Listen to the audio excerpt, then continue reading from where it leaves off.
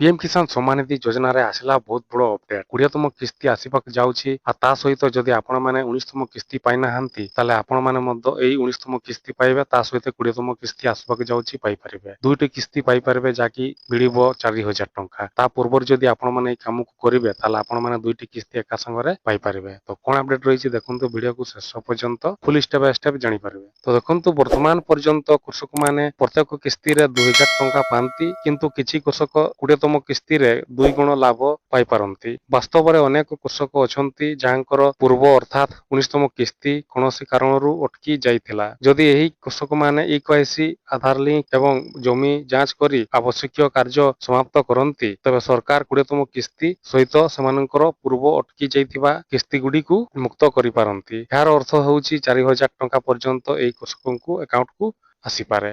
ତ ଦେଖନ୍ତୁ, ଯଦି ଆପଣମାନେ ଆଧାର ଲିଙ୍କ ଯାହାକି ଆକାଉଣ୍ଟ ସହିତ ଯଦି କରିନାହାନ୍ତି ତାହେଲେ କରନ୍ତୁ, ମୋବାଇଲ ନମ୍ବର ମଧ୍ୟ କରନ୍ତୁ ଆଉ ଜମି ଯାଞ୍ଚ କରନ୍ତୁ। ତାହେଲେ ଖୁବ୍ ଶୀଘ୍ର ଆପଣମାନେ ଯୋଉ 19ତମ କିସ୍ତି ପାଇନାହାନ୍ତି ତାହେଲେ ସେ 19ତମ କିସ୍ତି ସହିତ 20ତମ କିସ୍ତି ଆପଣମାନେ ଏକା ସାଙ୍ଗରେ ପାଇପାରିବେ, ଯାହାକି 2,000 ଟଙ୍କା, ଯାହାକି 4,000 ଟଙ୍କା ଆପଣମାନେ ପାଇପାରିବେ ଏକା ସାଙ୍ଗରେ। ତ ଏଇଭଳିଆ ଆଜିର ଅପଡେଟ୍ ଥିଲା। ଯଦି ଆପଣମାନେ ମଧ୍ୟ ଏବେ କରିନାହାନ୍ତି ତାହେଲେ ଖୁବ୍ ଶୀଘ୍ର କରନ୍ତୁ, ତାହେଲେ ପାଇପାରିବେ।